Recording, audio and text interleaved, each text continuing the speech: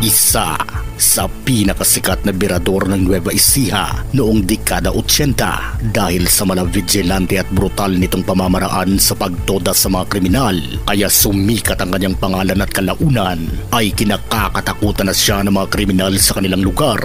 Isa siya sa mga naging instrumento para tumahimik ang magulong lugar noon sa Nueva Ecija, lalo na noong dekada 80 dahil sa panahong yun ay laganap ang kriminalidad sa lugar, kagaya na lamang ng mga unsolved cases ng mga kriminalidad, lalo na ang malawakang pagnanakaw ng mga kalabaw sa mga maliliit na magsasaka. Dito na isa-isang niligpit ng mga vigilante ng Nueva Ecija ang mga pasaway sa batas.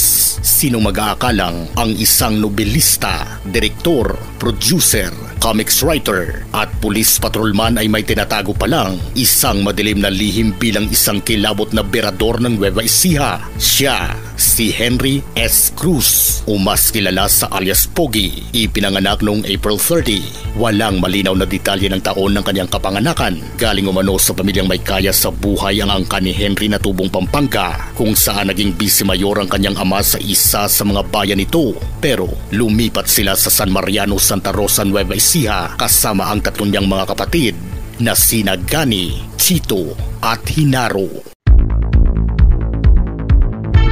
Dahil malapit sa Diyos ang mga magulang ni Henry at deboto ito ni Senyor Santo Niño, ang patron ng milagrosong simbahan ng San Mariano, kaya pinasok sila Henry bilang sakristan at nagsilbi ito ng ilang taon bilang alalay ng pare, kaya naging malapit sa puso ni Henry ang pare at kalaunan ay itinuring na niya itong bilang pangalawa niyang magulang. Pero sa kabila ng busilak na kalooban ng pare ay hindi pa rin ito nakaligtas sa bagsik ng mga kriminal. Tinuluyan pa rin itong tudasin ng pare kahit na sa kabila ng pagmamakaawa nito sa harap pa mismo ng batang si Henry. Matapos nakawan ng simbahan ay agad naman itong umalis sa lugar at iniwang nakabulagta ang pare, kaya sa murang edad ay nagkaroon na si Henry ng galit sa mga kriminal, rason para magkasakit siya ng post-traumatic disorder, kaya dumaan ito sa ilang counseling upang manumbalik ang sigla nito at di nagtagal ay nakarecover naman ito. Unti-unting bumalik ang mga katangian nito sa normal hanggang sa napansin ng mga magulang ni Henry ang kanyang talento sa pagsusulat ng mga nobela.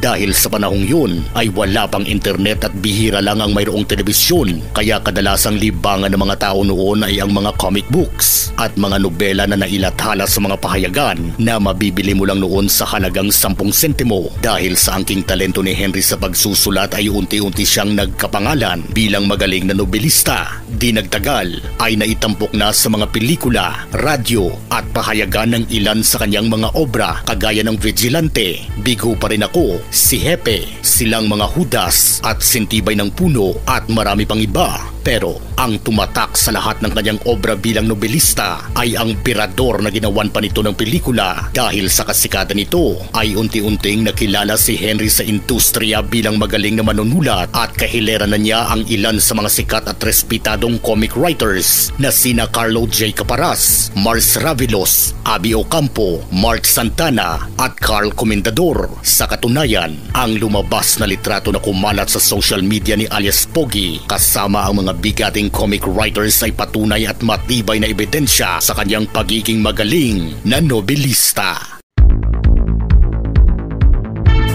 Hindi man kasing pogi kagaya ng ibang artista, pero bawing-bawi niya naman ito pagdating sa kanyang pananamit. Dumagdag pa ang kanyang karisma at pagkamarespeto at maginoo nitong katangian. Sa katunayan, noong dekada 70, nakasama pa niya ang mga mabibigat na pangalan noong panahong yun, kagaya nila Dante Varona na isa sa mga sikat at hinahangaang artista noon.